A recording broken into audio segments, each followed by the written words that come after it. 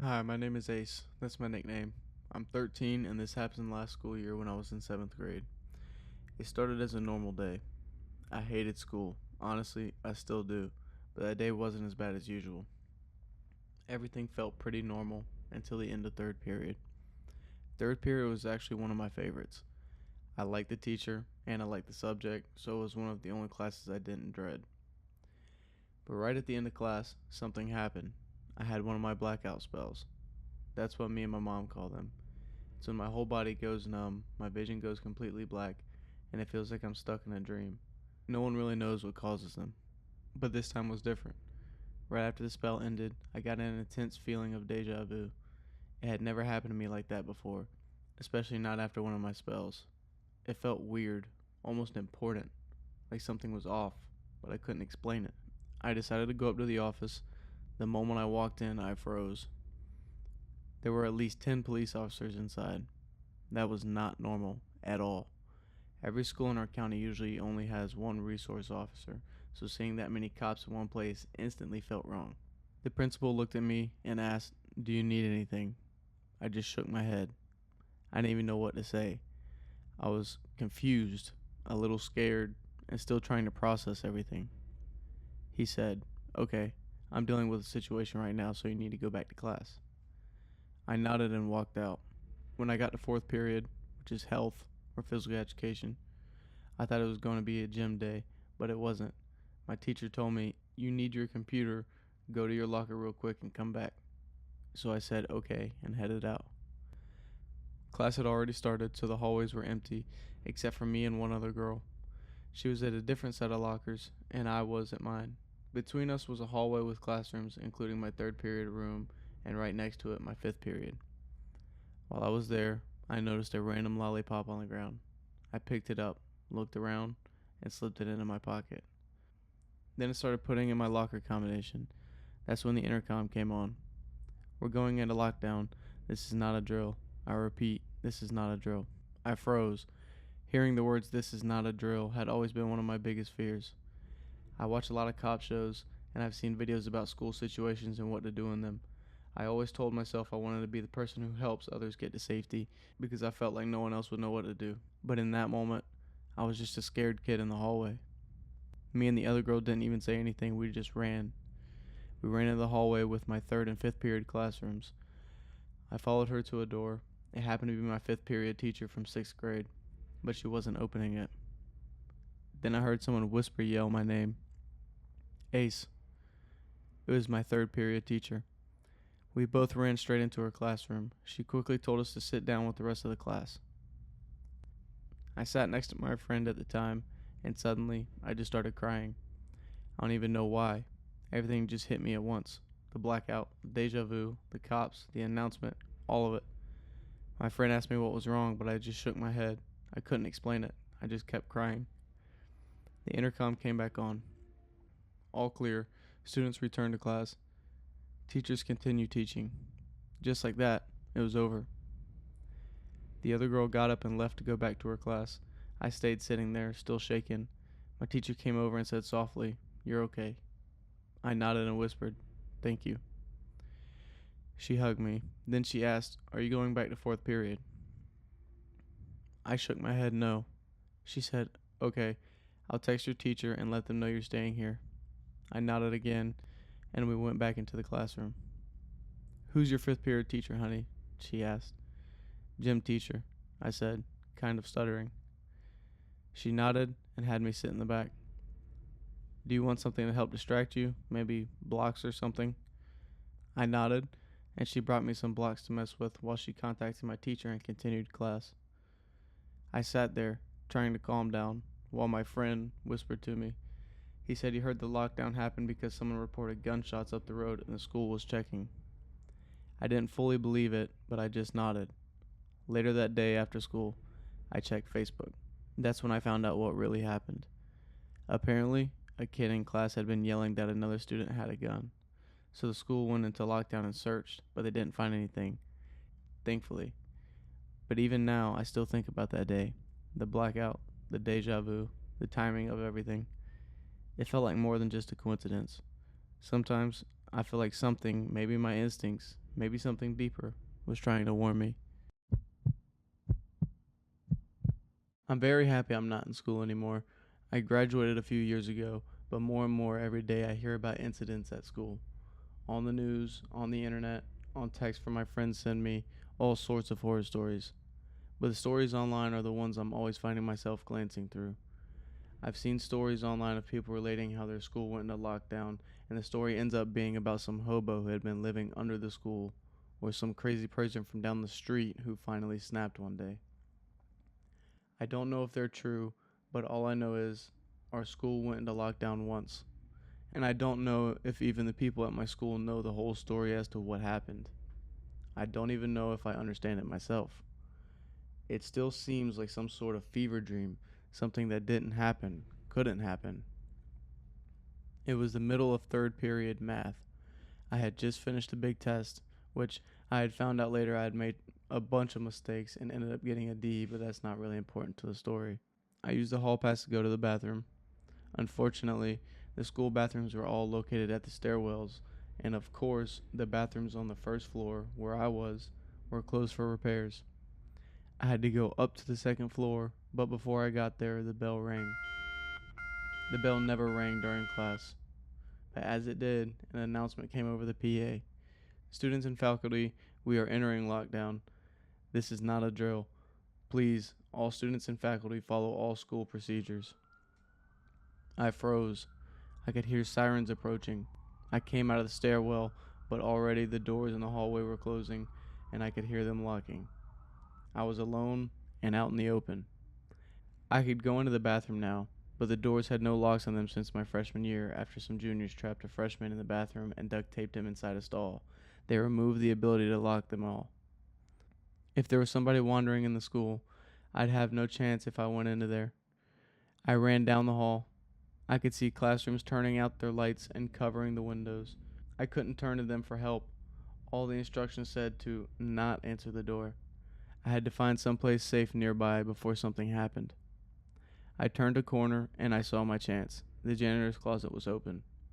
Lunch was up next period, so he was probably out setting up the tables when the announcement was made. He wasn't in there, and it could be easily locked from the inside. So I jumped in and shut off the light. The only light I saw was from the bottom of the door. I waited, and the sirens grew closer and eventually stopped. Time passed, and I wasn't sure if I was happy that I couldn't hear anything going on or tense because I had no idea what was happening. Then I heard footsteps, lots of them. They stopped in the hallway. It must have been police. I could hear radios and other assorted noises. I didn't think it could be some sort of lone gunman or nutcase, so I listened. One guy in particular sounded like the one in charge. Okay, are we in position? Another guy answered. I didn't know what his rank was, but clearly he was not in charge of the first guy. Yes, sir. We know the suspect is here in the building. C team is across the campus as ordered, and B team is covering the back entrances. He would not exit the building on our watch, the chief responded. Good. Remember, he could look like anyone, but he must not escape. It's my fault he's here, and it's my duty to deal with him.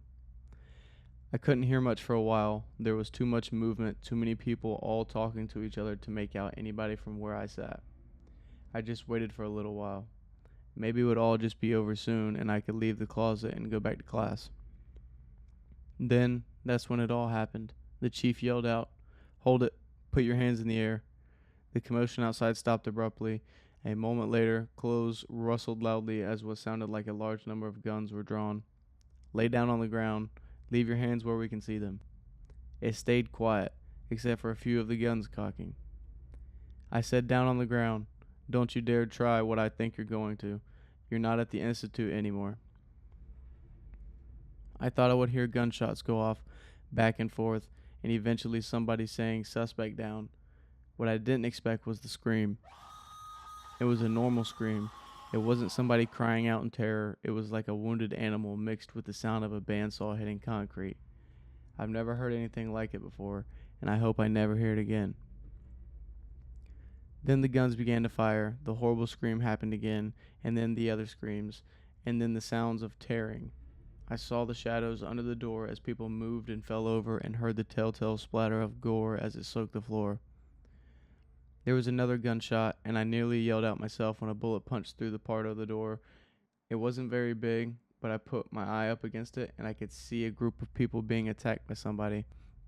But something wasn't right about him. He looked too long in places, like he'd been stretched in a taffy machine. He was moving so fast, though, that I couldn't make anything out except for him grabbing people and throwing them around like they were nothing. There was blood everywhere.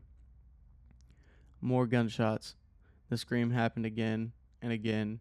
I pulled away from the bullet hole and sat back in the closet. The scream began to fade. I heard a thud and then more footsteps. The chief spoke again, but he was breathing heavily, like he had just been badly wounded. Team A, he's down. I repeat, he's down. We need to clean up immediately. I didn't move. I wanted to look again, but as curious as I was, I didn't really want to see, but I heard a lot of commotion for a long time, and then nothing. I didn't know how long it was after that, but the PA announced the lockdown had ended. I came out of the closet. I tried not to look, but for all the sounds I heard, there was not as much sign of a fight as I thought there would be. I went back to my class and just told everyone I had hidden a stall in a bathroom. People were impressed with my guts for doing it, but if nobody else heard that scream, I certainly didn't want to bring it up. As you might expect, we all went home early that day. Police and EMT were everywhere, but as far as I could see, nobody was being taken away by either. My parents came and were so happy that I was alright. They had been following everything on the news and came as soon as they could. At home that night, I ate dinner and waited to see what happened on the news. The live coverage had ended a long time ago, but when the news came back on at 10, I wanted to see everything. As it started, I saw classes had been canceled for the rest of the week, but then things started to get weird. The news talked about a student who they refused to name, how he'd come to school armed but had been taken into custody after a short firefight. Stranger still, in the footage of the hallway where the scuffle had taken place, the door of the closet which had been my refuge was totally unscathed. Not so much as a scratch on it, let alone bullet holes. It appeared to have been replaced outright, well before any investigation had been completed. I saw pictures of the student being led away in cuffs. He didn't have a mark on him. He wasn't even wounded as he was pushed into a police car and driven away. All I saw was him fighting and yelling. Even in my glimpses through the bullet hole, I knew that wasn't the same one I saw. The clothes were completely different. The one I had seen had been wearing a black t-shirt and jeans. The one getting into the police car was wearing a white shirt and shorts. The news said no one had been hurt despite the gunfire, but I knew people had been wounded, even killed.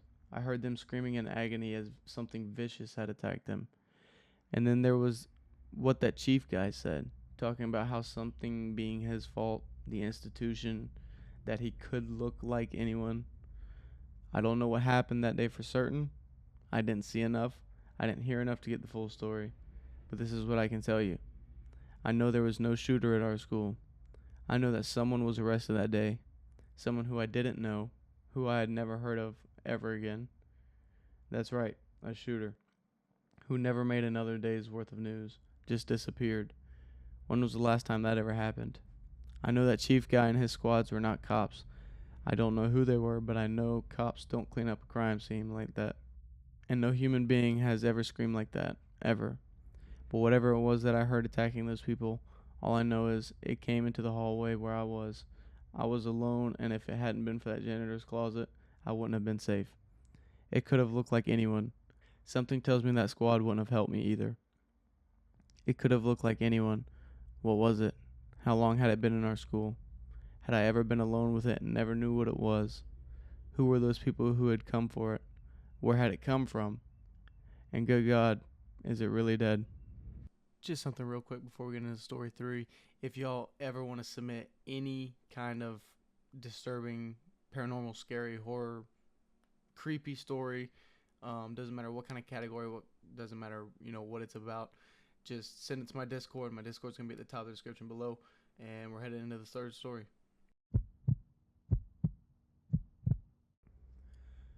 This happened a few years ago when I was in 6th grade. It was around mid-January, just a little after my birthday.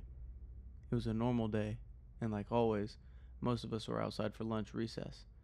I was out there too, just doing what everyone else was doing, talking, walking around, nothing unusual. Then suddenly, everything changed. Teachers and school staff started rushing outside, telling everyone to come back in immediately. Their voices sounded serious, urgent, and that's what made it feel wrong. At first, everyone was just confused. People started running inside, but no one really knew why. I remember thinking maybe it was because of the cold, even though it honestly wasn't that cold. But then I heard someone say it. There's someone with a gun in a nearby neighborhood. The second I heard that, my stomach dropped. Inside, the hallways were packed. Kids were rushing everywhere, trying to get to classrooms, and it felt impossible to move. It was loud, chaotic, and overwhelming. I started to feel trapped, like I couldn't breathe, and I was on the verge of crying. Somehow, I made it to my classroom. As soon as I got in, my teacher told all of us to move to the spot near the door where no one was looking through the window could see us. Most of my class was already there, huddled together. Then the intercom came on. This is not a drill. The room instantly filled with panic. We realized some of our friends weren't there. No one knew where they were, and that made everything worse. My teacher locked the door, covered the window, and moved further away. We were told to stay completely quiet, and that's when it really hit me. It was dark, silent, heavy. Even though I was surrounded by people, I felt completely alone and completely vulnerable, like something bad was about to happen, and there was nothing I could do about it. It was the scariest moment of my life. People started crying. I did too. I pulled my hoodie over my head, trying to block everything out and calm myself down. My phone was in my backpack across the room, so I couldn't even text my mom. And in my head, all I could think was, what if I don't see her again? My mom, my dad, my little sister. That thought alone terrified me. What made it worse was that most of my friends were sitting behind me, comforting each other, whispering, staying close, but I didn't have anyone next to me to do that with. That made me feel even more alone. So I just hugged myself, kept my head down inside my hoodie, and silently cried. I prayed in my head. I begged for everything to be okay. None of us had ever been in a situation like that before. We had never seen each other that scared, like our lives might actually be in danger. Seeing everyone like that made it feel even more real and even more terrifying. After about an hour and a half, we were finally allowed to grab books to try and pass the time. It didn't really help much, but it was something. Eventually, after what felt like forever, the lockdown ended. The announcement came on saying the threat was over and everything was okay. That's when everything hit me all over again. I cried so much. After school, I didn't walk home like I usually did. I ran. I didn't take my normal route through the neighborhoods. I didn't feel safe enough. I just ran straight home and didn't stop until I got there. When I walked in, I broke down again. I told my mom everything, and eventually, the rest of the day went back to normal, or at least it tried to. Later that night, my mom got an email from the school explaining what actually happened, and it made everything worse in a different way. It turns out it was a prank call. A prank call that didn't just affect my school but multiple schools. A prank that made all of us feel like we were in real danger, like we might not make it home. I remember feeling so angry. All that fear, all those tears, the feeling of being completely alone and thinking I might die. All because someone thought it would be funny. From what I remember, the person was arrested and that was the end of it. But that feeling, I never forgotten it. It was the most scared and vulnerable I've ever felt in my life, and I hope I never have to experience anything like that again. And honestly, I hope no one else does either. But if they ever do, I just hope it ends the same way mine did.